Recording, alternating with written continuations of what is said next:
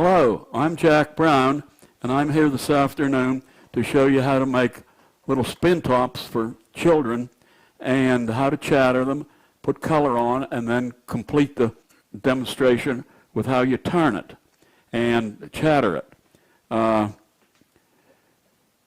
If you look at this very close, you'll see here what I'm talking about for chatter work. All of this, these little ripples in here, is chatter marks down in the marks that's in the wood. And you can feel it with your thumb or your finger whenever you have one in your hand. But I'll spin a couple of these, and you can see how that works. There's 1, 2, 3, 4, 5. I couldn't get them all at one time, but that's okay. You get the idea of it. Now, to start out with, I'll explain a little bit about the wood that I use. And the harder the wood, the better it works, because you have to use end grain to chatter on. And what I'm talking about is end grain, and that is this part of the wood right in there, and we cut pieces off that are like this off of that. So when we're chattering it, we're chattering on this end grain. This is a side grain here, and chatter work doesn't work because of the pressure you have to put on the tool, and the vibration of it just chops it all up. And as I said, the harder the wood, the better it works. And hard maple is probably the best that we can get around here, and the cheapest. You can buy exotic wood, which is very expensive unless you're doing some real high-end job and particular about it. There's no need to use it, because kids play with these and roll them around in the dirt and everything, and that's how that works. But the handles in them are 3 inches long. That's this short piece of dowel that I cut off of this long piece, and then I have to put some little grooves in the end of it, right here and right here, to hold the glue. If you don't do that, you drive it in the hole, a plain end of it, and it'll force the glue out, and there isn't enough left in there. So you put glue on here, right around there, and in the hole. How I get those grooves in there is I take a pair of pliers, and these are channel locks, which is the best. They give you the best leverage. And put it on the end and squeeze it down hard like that. And move it around a little bit and do the same thing. And when you put the glue in, it sticks in these little grooves and gives you a base in there for the glue to stick to, and makes it hold very good. So there would be one. The only thing I would do would be add glue to it before I put it together. And that's how you get there. Now, the tools that I use are a spindle gouge, which I think I can move this table here now.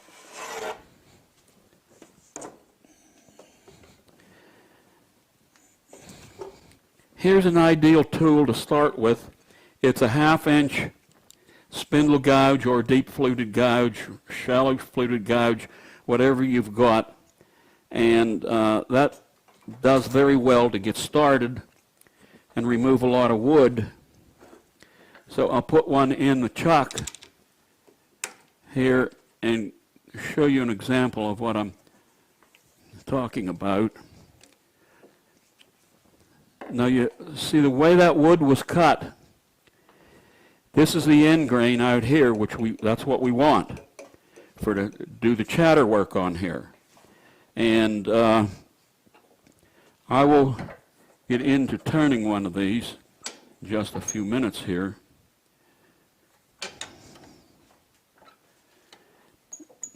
And this is a variable speed lathe, which most of them are anymore, which makes it great for this,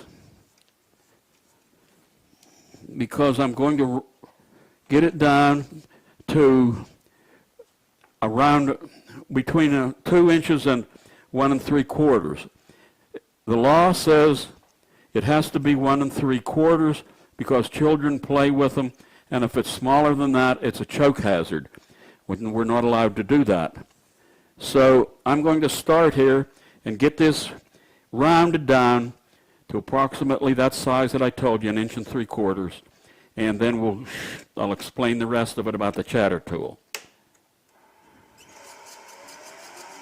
I'm going to start turning this, and I've got a speed indicator down here on the side of my lathe, and it's up about 2,000, 2,200 RPMs.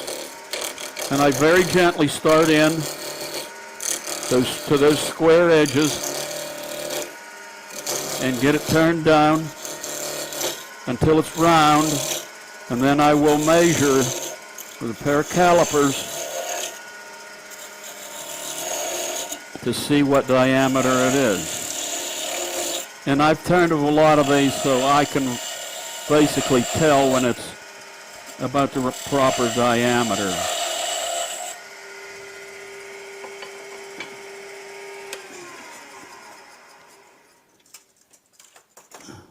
I have a pair of calipers here that I can measure the diameter.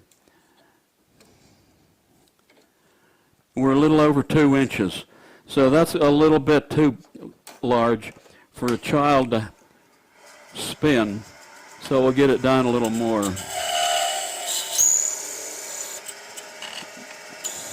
Now you see, that did what I was trying to warn you about a little while ago. That glue joint didn't hold. For some unknown reason, I don't know why it is.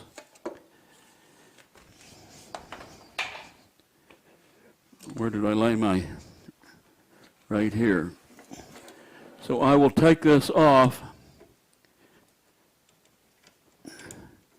and put another piece in. Why that didn't hold, I have no idea. But sometimes things happen.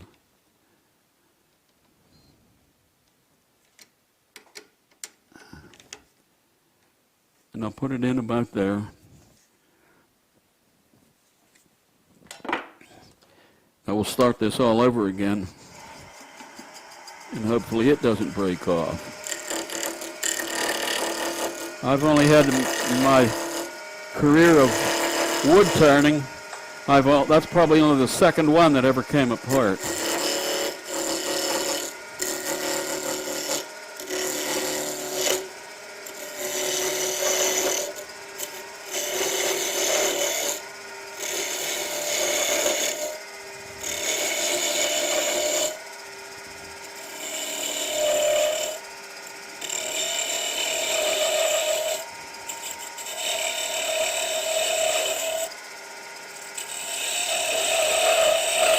Well, that's a good hard piece of wood, I know that. We'll see what diameter I've got on that.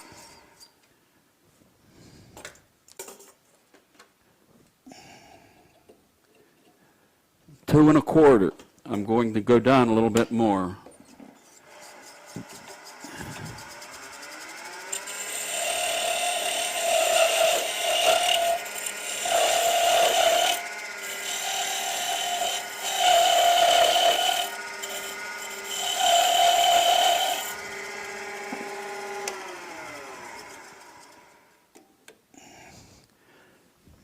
That's 1 3/4 inches, so I won't take it down any farther in diameter. Now I will start to do what I'll call the face of it, which is right out here, to get the taper on it.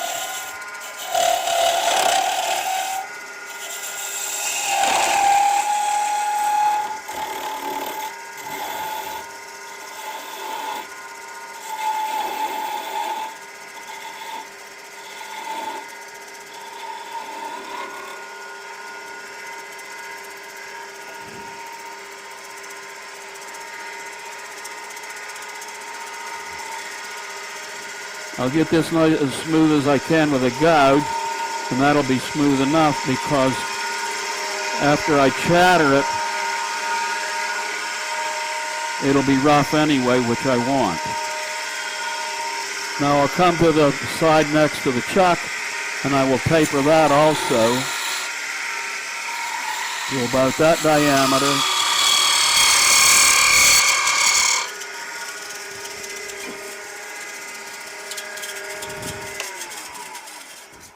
Now I'm going to use this tool. That's a chatter tool, and the end on it is spring steel, and it springs as we press into it. That's what makes those marks.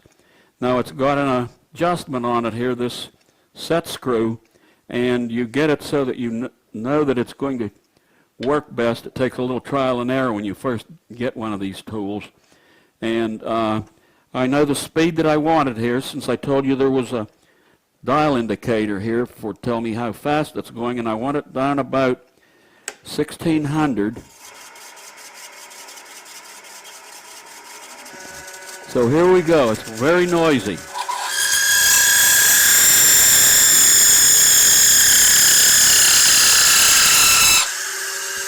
And I can tell how close to the edge I'm getting. I don't want to come right out too close to the edge or it breaks it off. Now I will move the tool rest a little bit and come into the other side of this.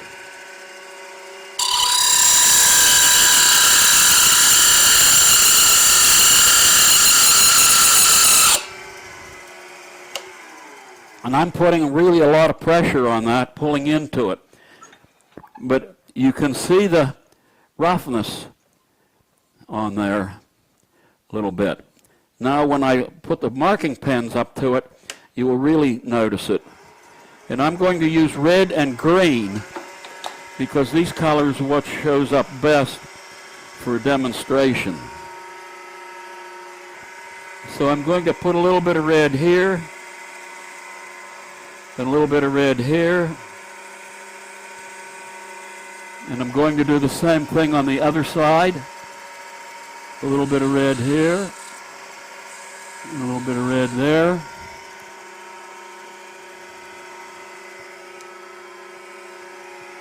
Now I've got this green, and I'm going to put the green on right here very lightly.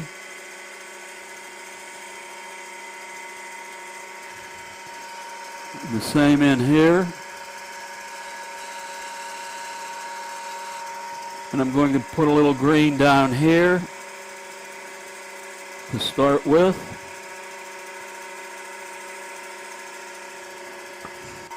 Now these markers that I'm using, I buy them on Amazon, and I think they're Dick Blick, but they're the name of the markers is Tombow, T-O-M-B-O-W, and that's what I learned to use many years ago, and I still prefer them, but Sharpies will work.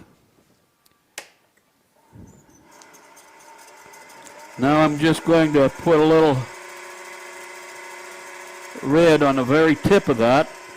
There isn't any good reason for it other than that it's got a red tip on it. And now to set this off, we'll put what we call a window on it. And we'll put little dark lines right there. Purple or black will work.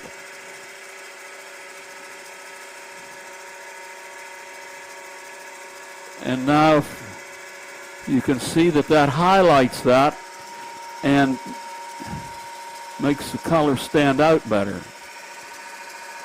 So I'll come in here and I'll put another little purple mark there, and a, whoops, that wasn't what I wanted, but it's there. It's a little purple mark, but it covered up the green mostly. And I'll put another purple mark down here.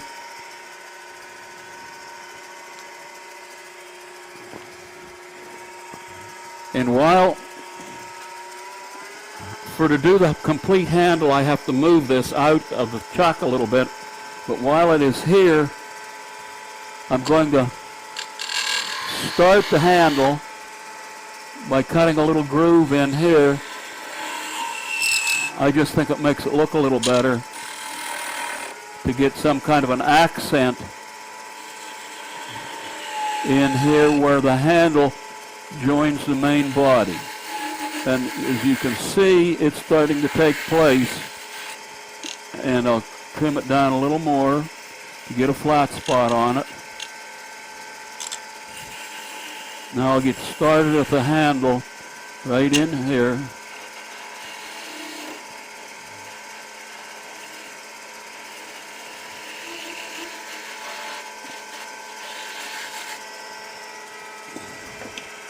Now I'm going to slide it out.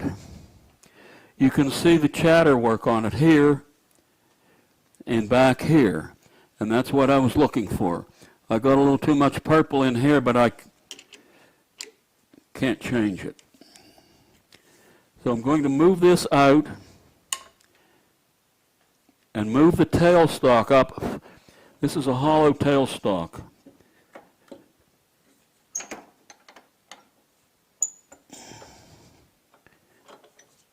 And I'm going to,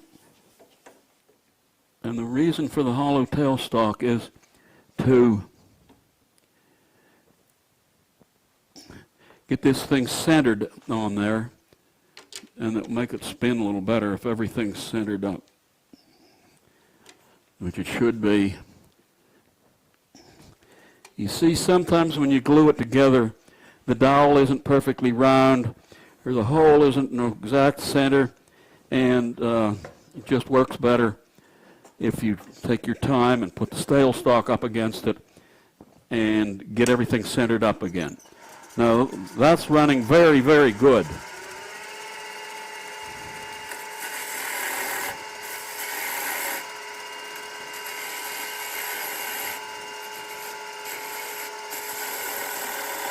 I'm using a 3/8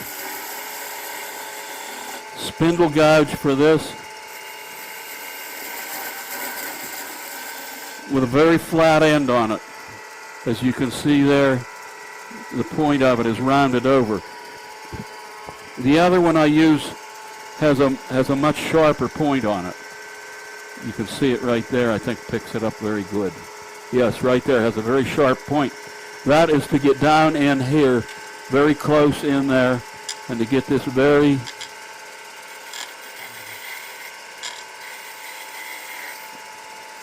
good detail right there. Now I'm going to finish this down to roughly 1/4 of an inch. It doesn't make much difference what it is. But for me to spin them, that's about the diameter that I like the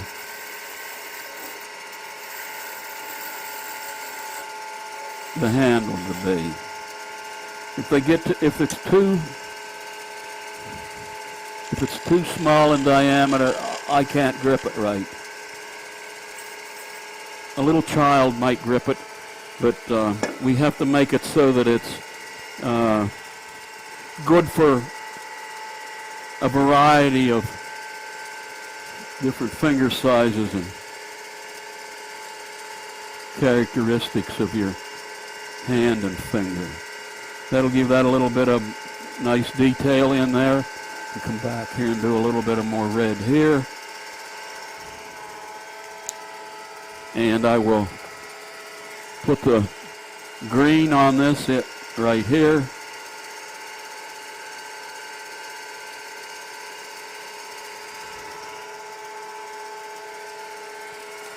And now I will use the purple again. And I'm going to put a little purple mark right here.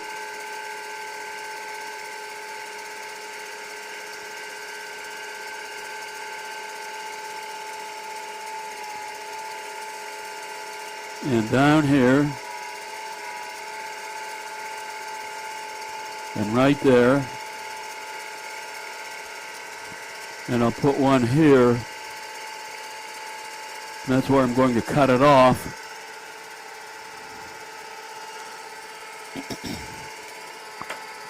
I'm going back to the 3/8 spindle gouge.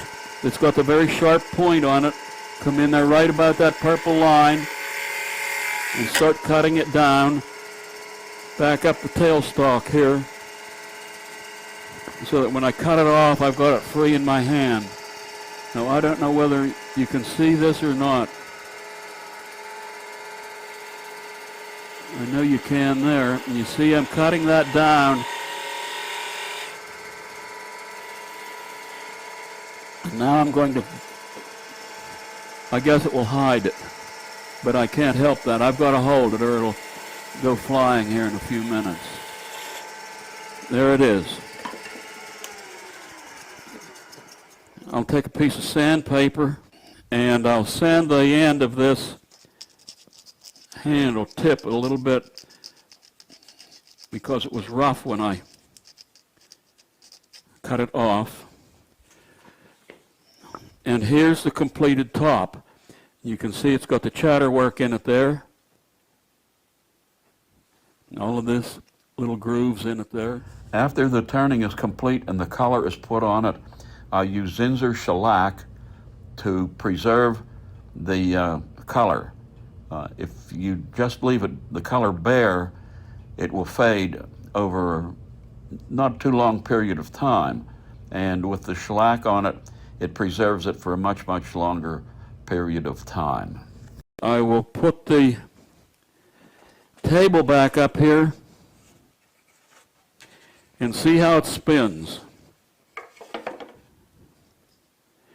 Okay, here we go. Well, I didn't get a very good speed out of it. There it goes. That completes the demonstration. Have a happy day.